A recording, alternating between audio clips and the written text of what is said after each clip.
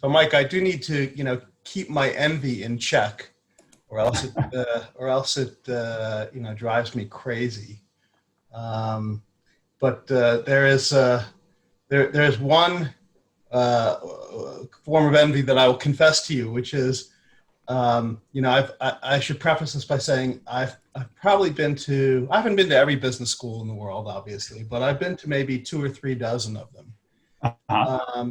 And I do have to say, Darden by far has the most beautiful campus of any business school I've been to yet. I mean, just an incredibly stunning campus. So I'm envious that you get to go to work in that beautiful environment every day. We do love it here in Charlottesville in general. It's kind of a nice little place in the world here. So.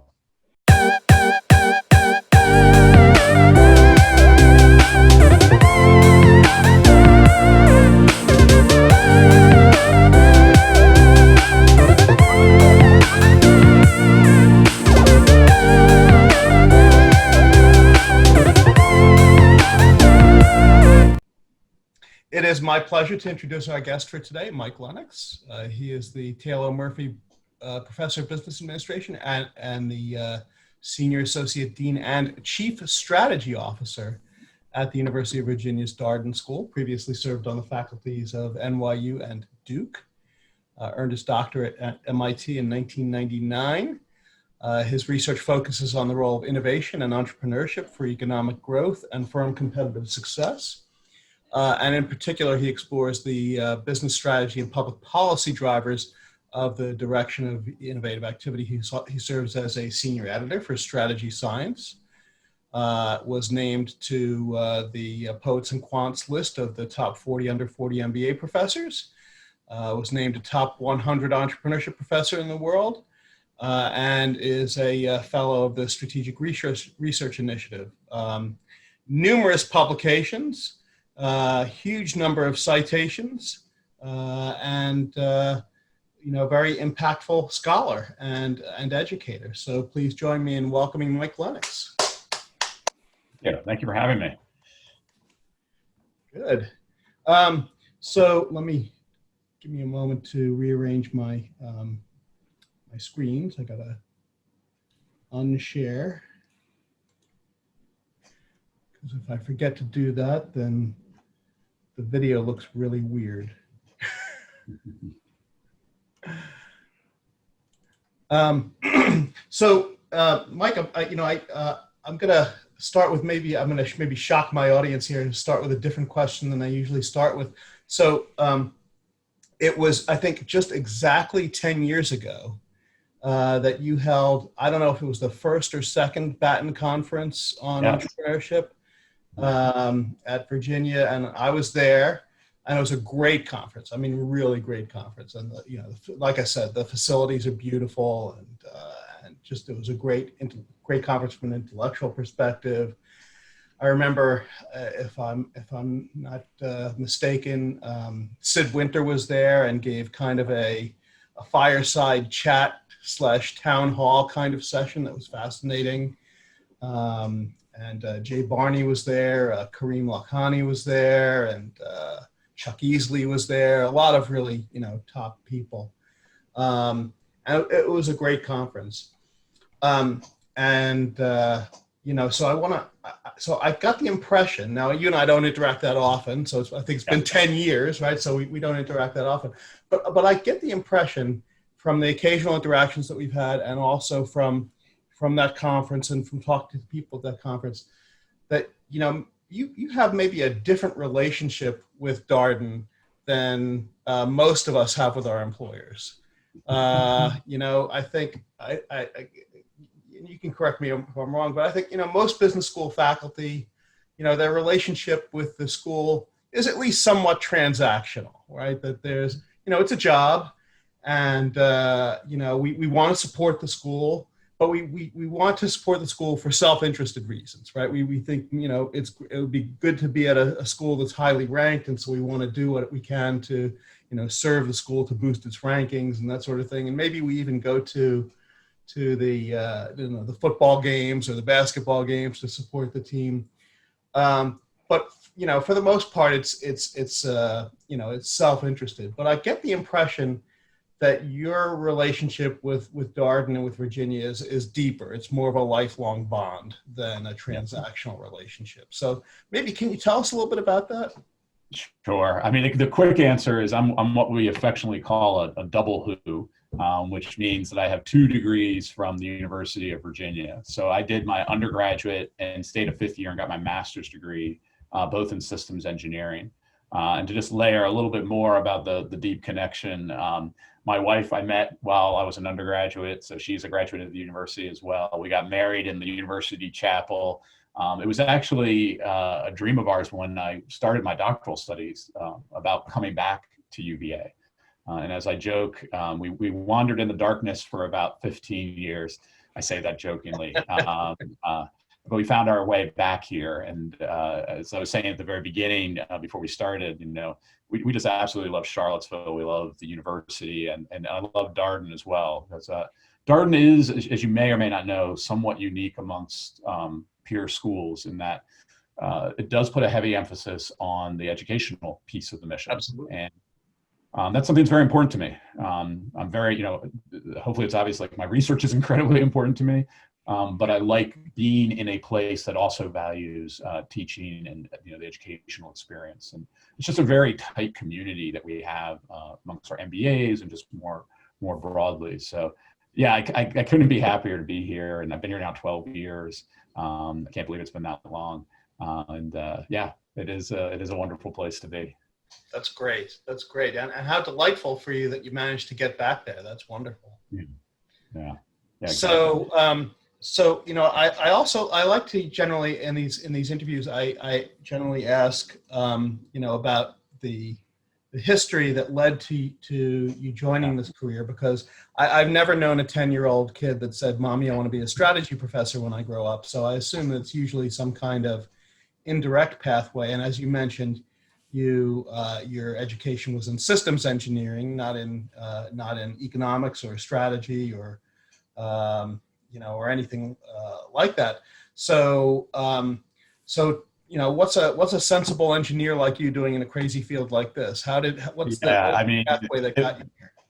Like you said, everybody has their story. I am definitely an accidental academic, if there ever was one. And the path that I chose was not one that I had ever seen before me. So if you indulge me, I'll go way back. Absolutely, you got plenty of time. I grew up in a steel mill town outside of Philadelphia. My dad was the first and only one of my family, basically, to have gone to college. He ended up being a high school teacher and then eventually a high school principal. Growing up, seeing his job and his life, I decided definitively I did not want to become a teacher and educator. I was doing it very clear when I went to college. That's clearly what I didn't want to do.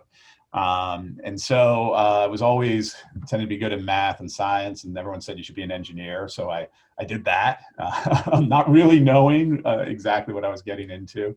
I did systems engineering partly because it appealed to kind of the broader impact that it had. And that was something that even at a younger age was kind of interest of mine. In fact, as you know, I do a lot of work with sustainability. That interest goes back, way back. So that goes back to when, even I was an undergrad, I had a heavy interest in environmental issues, and I still remember I did my bachelor's capstone project, basically my bachelor's thesis on the location and siting of hazardous disposal vehicles, things like old gas stations and the like. And it was a clustering algorithm to try to identify whether you would have a problematic, piece of land if you were looking to make a purchase. So it was this kind of decision algorithm to help with identifying this. This is, for the younger people on the call, a lot of the stuff we're talking about in machine learning and AI, they've actually been around for decades. It's just we had really small computers and really small data sets, so we couldn't do quite as much as what we can do today. But some of the same techniques.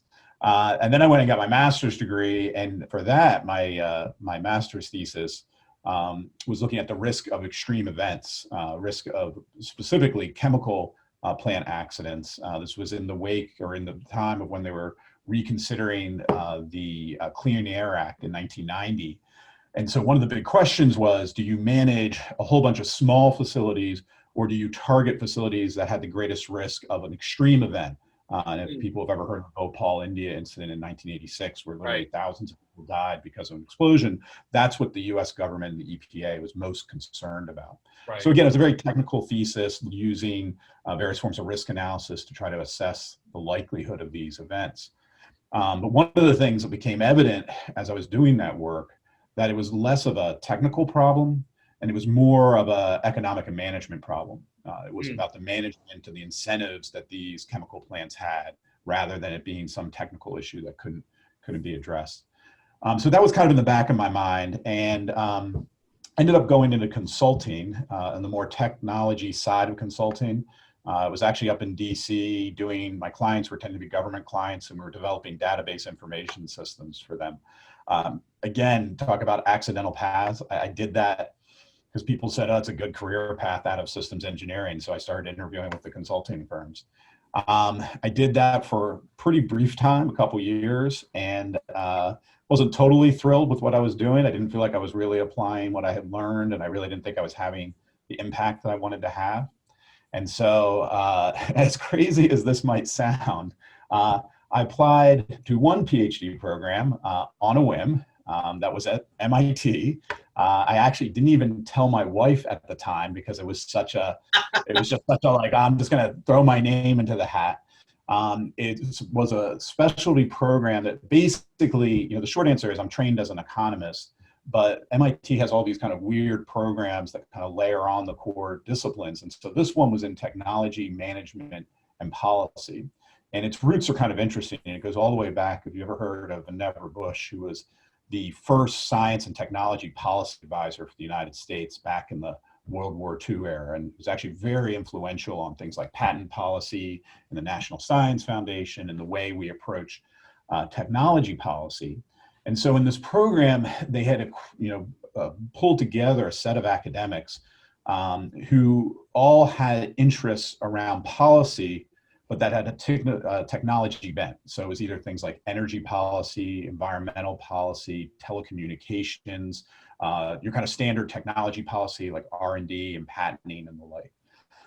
So obviously I got in and obviously told my wife, convinced her that was a thing to do. Honey, we're moving to Boston. We're moving to Boston, exactly. I'll tell you, my wife, just a quick aside to praise my wife. She's an amazing woman. And, everywhere we went, I tended to drive the move, and then she would do like one-up me. So we moved to Boston, and then so she then ended up going and getting her master's in education from Harvard, and then working in the Harvard admissions office. And then eventually I went down to NYU, and she got hired by Princeton. So, she's the real smart one in the family. Wow. So I'm in this program at MIT, and I obviously went in with an interest in environmental policy. And my original thinking was that I would become a professor at a place like the Kennedy School up at Harvard. And early on, I got hooked up with a research group led by a guy named John Ehrenfeld, where if you know about sustainability, he's kind of, in many ways, the godfather of a lot of us who do work in this arena. And I started doing work with his research lab. And so if you know Andy King or Andy Hoffman, we all were part of this lab, basically working with John. Very early days, early 90s, we weren't even using the term sustainability in a business context. If anything, it was sustainable development more broadly had started to be being used. Things like climate change were definitely starting to appear on the international radar. And the group itself very much was focused at this interface between technology, business, and the environment. And as you may know, like that really has informed my work. But it was interesting, in the early days, again, I was taking a lot of economics classes, and I started to become this interloper over at the Sloan School and taking the PhD seminars over there with various others, and even at Harvard as well, which a lot of MIT PhD students do. And so started to, really get exposed to the business world and receive some good advice early on about the number of job opportunities in the business side of schools versus the policy side of the world. Not every university has a policy school. Yeah, there's a lot more opportunities, and there's a lot more, perhaps pays a little better in the business school side. And just given my intellectual interests, I started to reposition myself towards a business school job. But again, when I started, I thought I'd be a policy scholar. And it helped that I had a consulting background as well. So I knew a little bit about business, maybe not a lot, but a little bit about business. And again, especially in my second and third years of my PhD program, took, in essence, the strategy suite of seminars and electives that MIT and Harvard had offered. And so that really set me down the path towards the work that I do. But I think it is interesting to note that, again, I started with an interest in the environment, was interested in policy, and then found my way to strategy kind of as I went through that process. It was definitely not what I had foreseen going in. And it was definitely interesting when I was on the job market. I benefited greatly that the name of the program was Technology Management and Policy. It was just obscure and vague enough that I could convince schools that I could be in a business school, though technically my degree was not from the Sloan School. Right, I was going to ask you. Yeah, so it's not a Sloan. Yeah, technically it's from the graduate school at MIT. If anything, it had actually connections, like I said, more with econ than it did with Sloan. But it has that M word in it. It does. It did have the M word, and the technology word helps too. And so I was sometimes we refer to strategy as business policy, so that helped too, that it had policy in there. So again, the one advice I could provide to the doctoral students on the call is, what's really interesting is once you're able to get that first job and you start teaching business strategy, no one ever asked me again. I never had this issue. Once I started doing that, I was a business strategy faculty, and everything was fine from that point on. But getting the first job can sometimes be I think that's right. I mean, you can have a degree in medieval French poetry, and as long as you've taught strategy successfully, that's all we care about. Exactly. So I'm sorry, that was a little long-winded, but like I said, it was very much apparent for this route, and not the path that I thought I was going to be going down. Fascinating story. And you reminded me, one of the things I neglected to mention in the introduction is your most recent book, Can Business Save the Earth? Right, which brings you back to your roots on the environmental policy issues. So I hope the book is doing well. Do you know how it's doing? I think it's doing well. I mean, the funny thing about books is, unless you're like John Grisham or Stephen King, if you can get 10,000, you're actually doing real well. And so I think we're in that range right now in terms of sales of the book. Yeah, so that's pretty good. Great. Well, so give a plug for your book, and we'll hopefully the audience will go out there and get it.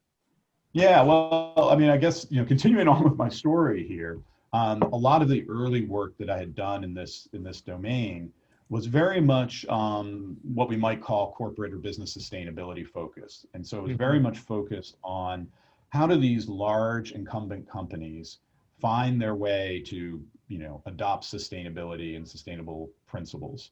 And I'll talk a little bit more about this even in my talk in a little bit here, but basically there's a lot of constraints that corporations are operating under, and there's progress that's been made, but also perhaps not nearly as far as needs be for the environmental challenges we do face, especially something like climate change.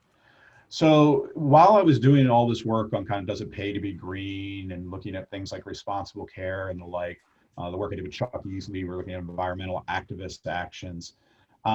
I simultaneously had long had this interest in technology and innovation that also informs a bunch of my work. And in many ways, I had kept those two worlds separate. So I've been doing the sustainability work, and I was also publishing in kind of technology innovation world. Right, and it's your innovation work that I'm more familiar with. Right. Your work with Scott and others in that area, Yeah, exactly. And a quick aside, I'll even talk a little bit about some additional work in that vein that I'm doing. Part of it is my systems engineering background. When I was doing my PhD, I did a summer program at the Santa Fe Institute, which, if you're not familiar with it, is a kind of institute that's been around for a number of decades, focused on complexity studies. And involves faculty from economics and physics and a whole bunch of other, it's an incredible learning experience over that summer.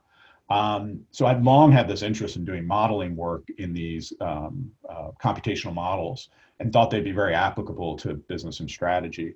So again, as Rich was saying, I was kind of doing that work on, another parallel to my work on the environment. And it was probably around the time I joined Darden. One of the things that attracted me here was they gave me the opportunity to run our Batten Institute for Entrepreneurship and Innovation.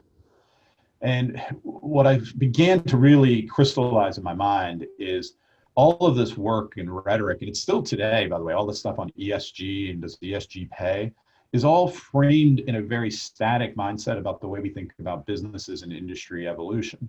And to put it bluntly, maybe what we need to happen is we don't need General Motors to make an electric vehicle. We need General Motors to go out of business, and we need a new and entrepreneurial entrant to come in their wake.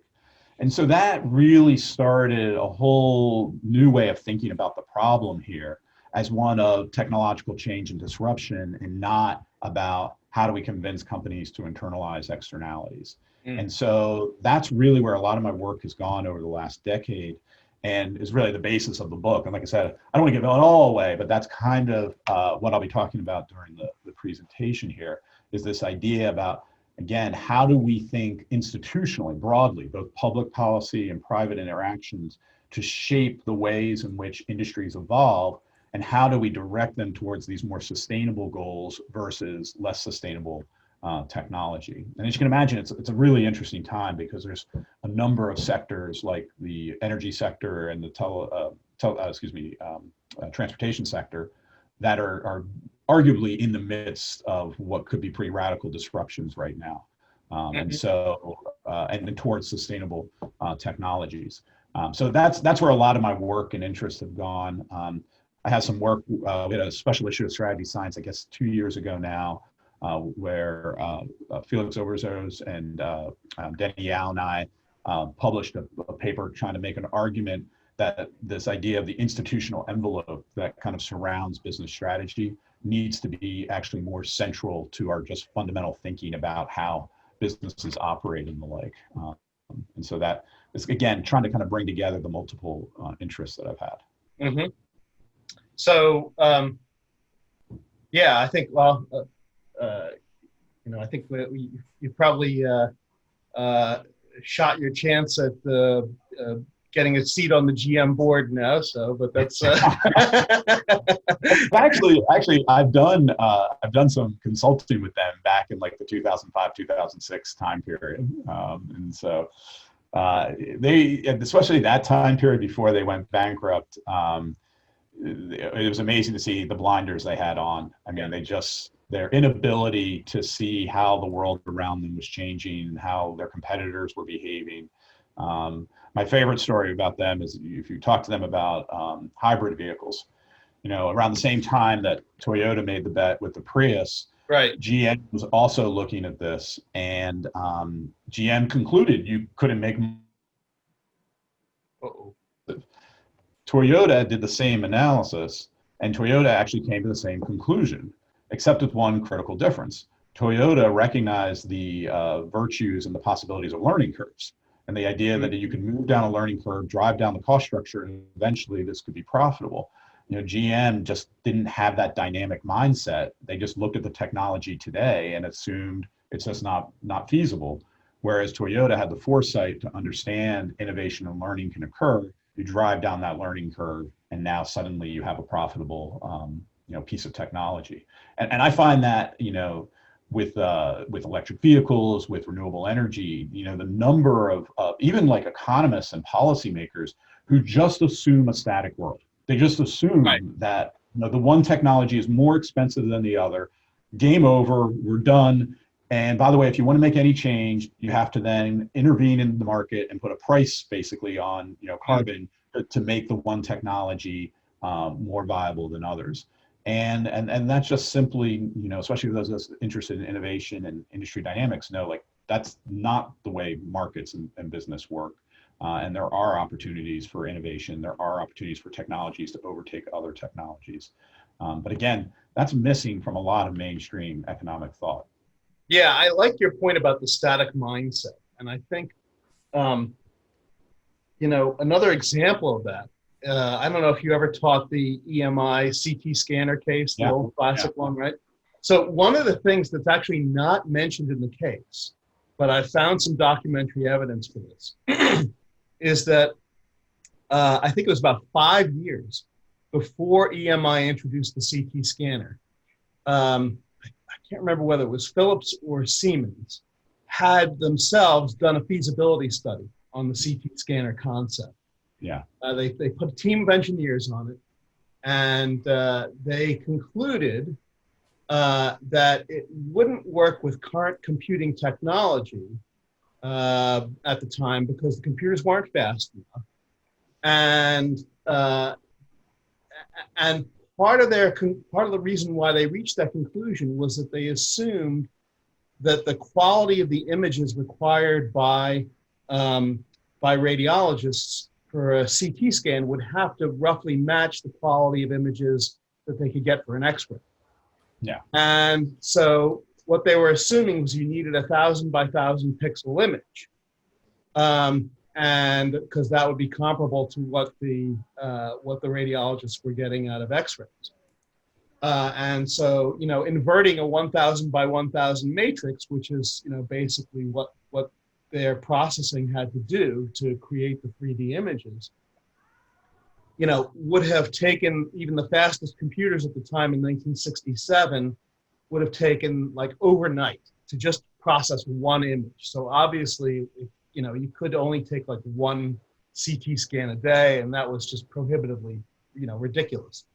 But the thing that benefited Hounsfeld in inventing the CT scanner was that he did not know that information about radiologists, right? He didn't make the assumption that it had to be a high quality image, 1,000 by 1,000 pixels, because he was not, in a company that had contact with radiologists. So for him, he just figured 100 by 100 was good enough, and leaped on. I'm doing a lot of teaching and consulting these days on what we might call digital transformation and the rise of AI and big data and all of these kind of associated technologies. And it's just amazing how hard it is for people to understand nonlinear dynamics. Mm-hmm. People think linearly. They don't understand that some of the transformations taking place are, disruptive to say the least, right. And that they're having, just think about what's happened in processing power alone over the last 50 years. The world could look very different in even 5-10 years than it looks now. But again, in the presentation, I'm going to talk a little bit. I'm going to enter into the dreaded world of prediction and forecasts, which almost always guarantees you're going to be wrong. But one thing I feel confident about is there's so many forecasts out there with technology and disruption that are linear based. I mean, they look at we've had 2% growth in, electric vehicle sales. If you forecast that out on a linear projection, that means by 2060, 40% of all new cars will be electric vehicles. It doesn't happen that way. S curves, I'm always emphasizing S curves, right. It's not like the iPhone took 20 years to fuse. The iPhone actually took about 5-6 years in the US before it had pretty significant penetration. If anything, technologies are diffusing quicker these days than they have in the past. So again, it's very hard for people to grasp these kind of exponential growth patterns, nonlinear growth patterns. Right. I just found it fascinating that the incumbent was hamstrung because they knew too much about the market. Yeah.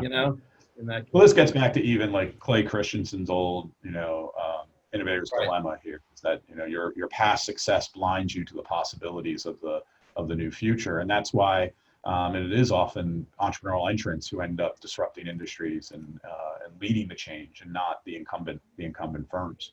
It's a reason like Tesla is now has a higher market capitalization than all of the U.S. auto manufacturers combined. Right. It just says something about how the market now is thinking about GM and Chrysler and Ford and the like. Yeah. So let me just ask you one last question about the book. So what motivated you to write up all these thoughts as a book and publish it as a book? Yeah, I say this at risk of sounding braggy, and I don't mean it that way. But I think any of us, when you reach a certain point in your career, the marginal value of another A publication gets lower and lower over time, especially once you get through those hurdles of tenure and full and the like. And so what you start to think about more is impact and how do you reach a broad audience. So be very clear, like the book I wrote with Ronnie, the aim there was actually a general populace audience. It was not written that as was the strategist toolkit book. Is that right? well, the strategist toolkit was that was more for teaching purposes. But even that, can business save the earth? While it's I hopefully can speak to academics, the primary audience actually for that book is actually policymakers and what we call a well-informed general public.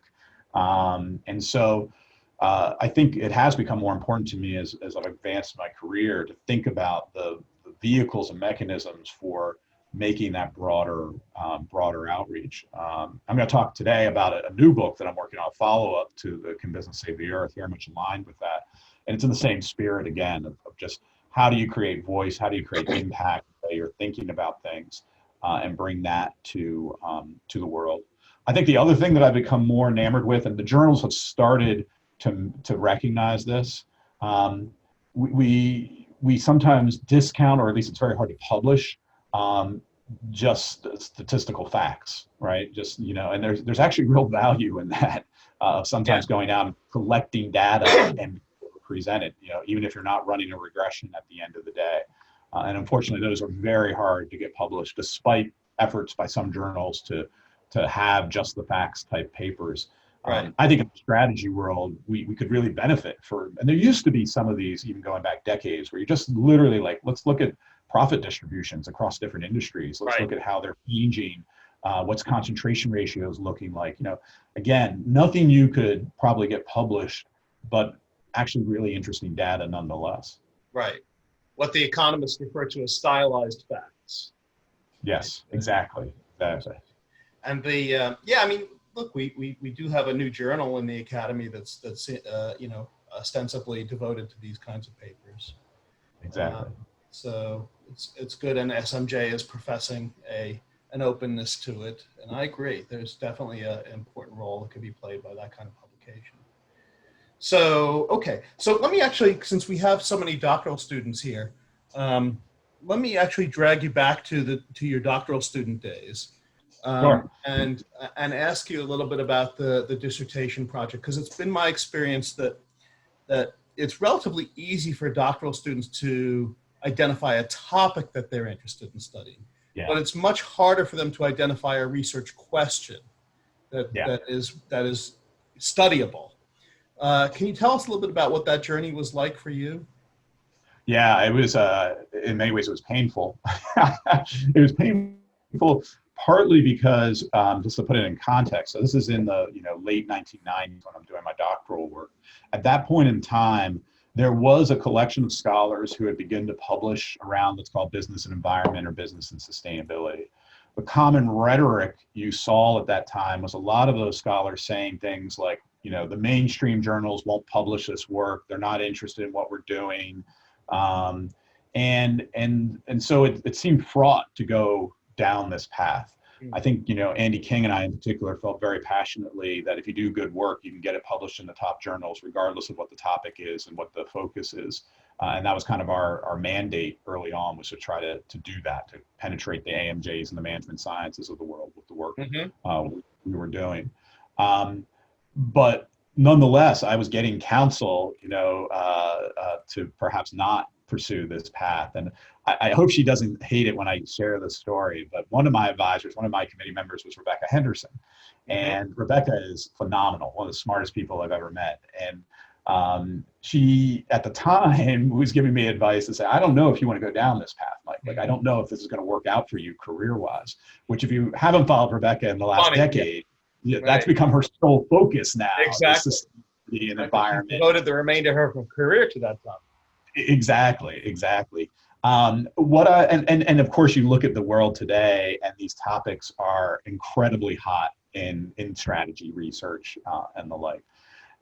So here's my advice to you: find a topic you're passionate about and don't worry about gaming the system. Because what often happens, I find, is doctoral students all try to find the hot topic of the day. And that hot topic of the day might not be hot 3 or 4 years from now when you're on the market or the like.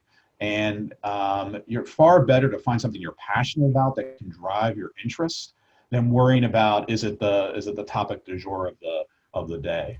Very hard to predict where the academy go. Look, I'm lucky. I mean, I really lucked out. I mean, I got into this area early, and it has become incredibly popular over the last decade or so.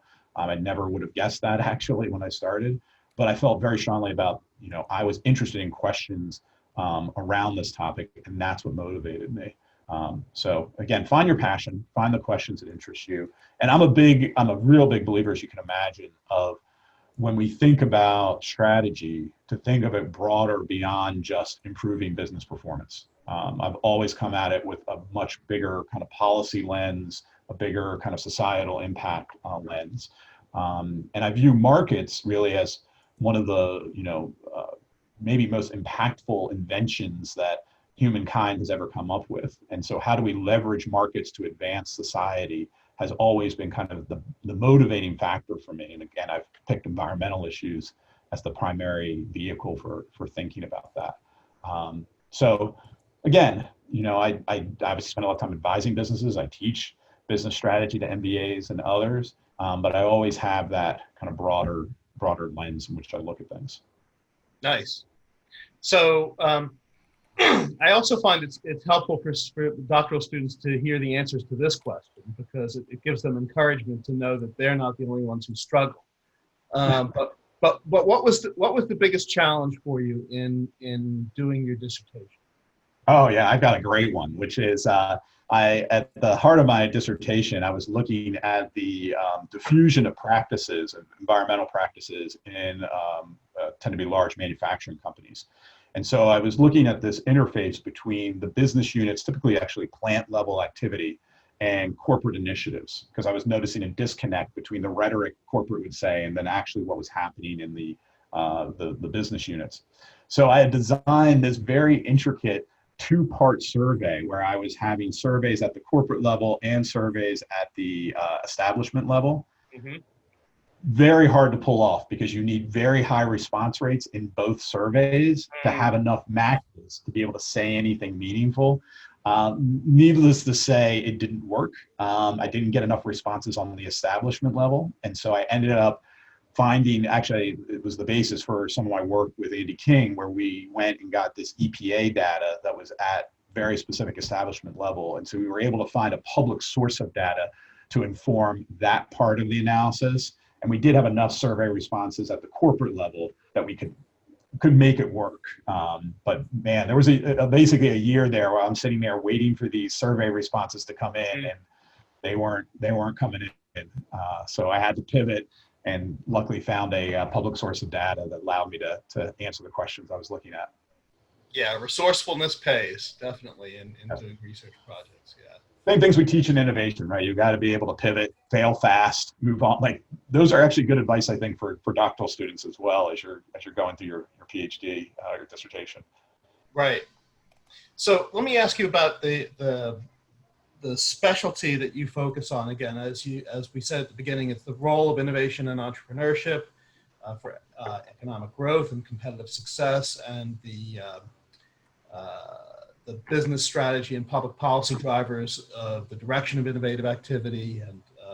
And so within that, taking that as kind of the frame, that topic, what are the biggest unanswered questions at this point in the development of the field on that topic? What do we not know about the role of innovation and entrepreneurship for economic growth, or about this interface between strategy and public policy for driving innovation that we really should know at this point? What are the unanswered questions? Yeah, I mean, maybe I approach this from a modeling perspective, if you will.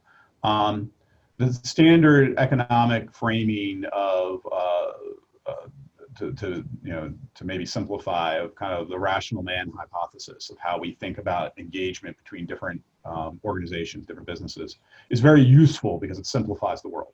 We also know there are a set of assumptions that don't hold in the real world. They're a faulty set of assumptions. And so there has been for 50 years a long string of work trying to come up with a more sophisticated way of thinking about how business is innovating. And so I'm thinking all the way back to like Herbert Simon and the Carnegie School and Search, and then of course Nelson and Winter's work, and then maybe more recently, I say more recently, going back 25 years now, of the work like Dan Leventhal and Jan Rifkin and myself have done on modeling some of these processes.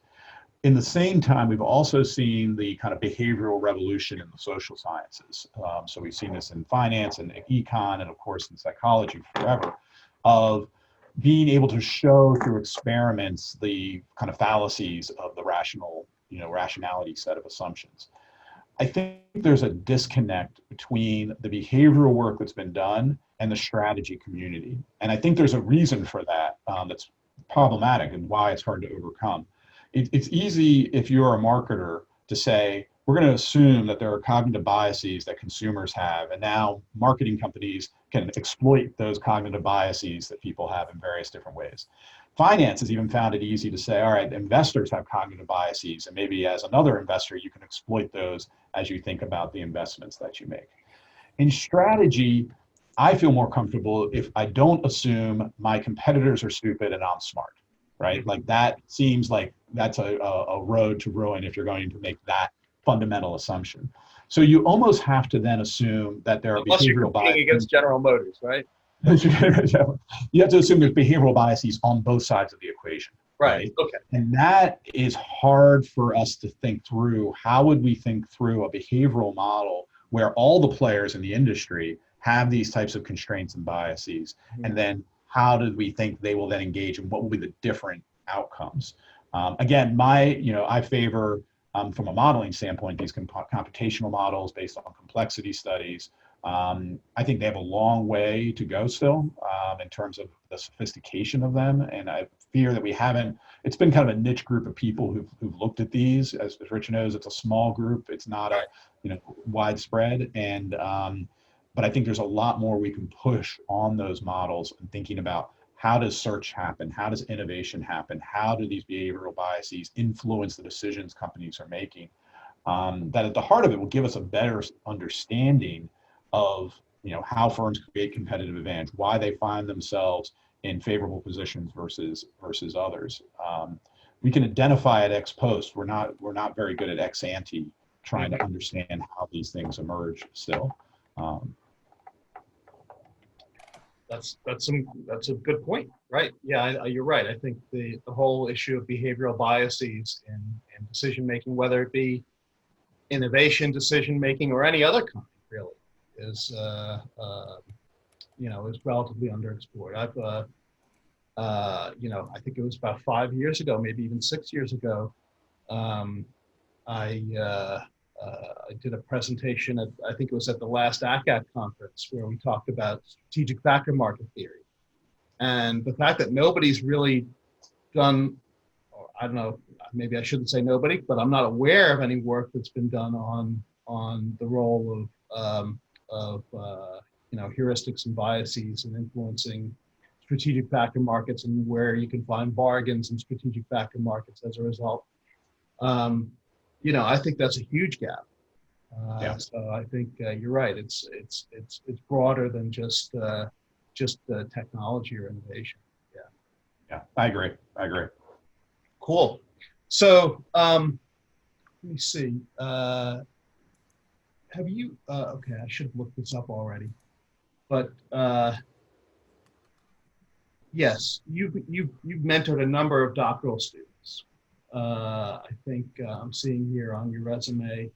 Not many as I would like. We don't have a large doctoral program here at Darden, so it's been a right. So a lot of this has been rare occurrence here at Darden, unfortunately. Right. You've served as an external committee member for a number of dissertations as well. But I kept moving on people. That was one of my challenges. So. If you look at my co-authors and my students, like Chuck Easley was a student of mine. He actually did a pre-doc with me because he was a Duke undergrad when I was a professor there. Oh, wow. together when he was an undergrad. And then he obviously went to MIT to get his PhD, but we continued to work together. Gary Dushnitsky and I was at NYU when Gary was inside. I was going to be the chair of his committee, and then I left to go to Duke, and so was on his committee, but not his chair of his committee. And you kind of go down the list. Jeff York was someone who had already was well into his dissertation when I joined Darden, but we ended up working together quite closely and have continued to publish together. So yeah, I especially early in my career, I was moving around so much that I kept having these weird situations where my doctoral students, I ended up not being the chair of their committees. Understandable. So tell us a little bit about what the process was like for you to work with doctoral students. Well, again, I'm not the best example because of just the nature of where I've been, and especially now here at Darden, we actually don't have any doctoral students with us right now. We tend to run them in a cohort, and we just haven't done it in the last few years. But in general, I think it's a matter of matching interests, of course, finding someone who is aligned. One bit of advice I would give the doctoral students, I hope Rich and Tom don't, shun me for saying this, but well, that was going to be my next question, actually. Is yeah. What's your most important piece of advice for doctoral students? Well, I don't know if it's the most important advice, but one thing I find doctoral students do is they tend to gravitate towards the senior faculty members with names in the field, and obvious reasons to do that. But I've really benefited that, especially early on, is incentive alignment, right? If you get that faculty member who's coming up for tenure soon, they have every incentive to be publishing, and they, again, I've been very fortunate that most of my doctoral students have been full-on co-author, like we're in it together, and especially early in my career, that benefited me greatly to just be very productive in doing that. I admit now, I hope I could be and will be a good doctoral advisor, but my time is pulled in 100 different directions. Well, certainly as an administrator, that's certainly true. Yeah. It is beyond that, though, right? It's we also have executive education teaching and consulting that takes time, and then there's any number of university service obligations, and again, your time gets pulled in a lot of different directions as you get further in your career. So don't underestimate the advantages of pairing with a younger faculty member who is cranking things out at this point in their career. I agree. So other than that, what's the most important piece of advice that you've given to your own doctoral students that motivated such great success from people like Gary and Chuck and Jeff? Well, I think it goes back to what I said earlier. I really believe strongly you have got to decide what you're passionate about and make it work. Follow that passion. You're going to hate your dissertation, right? You're going to absolutely hate it at some point because you're going to be spending so much time on it and revising it. If you don't have that passion behind it, it's going to be hard to kind of keep going. And I find that passion also drives questions, right? So my next research questions came, very quickly to me because of that interest that I had. You'll get disagreements on this, but I am very much of the mindset, at least I've done my career in throwing a lot of darts at the board. So some people you'll hear will be like, do your dissertation, get 3 papers out of that, then move to your next project and get 3 papers. I have not operated in that way. If anything, I have 10 projects going on at any one time that I'm trying to balance. And the key when you try that approach is prioritization. So I have some crazy working papers that are probably like 15 years old now that I've put off to the side, but I never want to give up on. I'm bringing it back when I find the time. And so it's all about kind of, prioritization, finding the papers that are, have an opportunity, some of it's driven by my co-authors. I've always been a lot of, shots on goal, to use another metaphor here, rather than just kind of this linear approach. Great advice. Well, thank you very much for sitting for the interview. We really appreciate it. Sure. And I think the students have learned a lot, and I have too. So please join me in thanking Mike.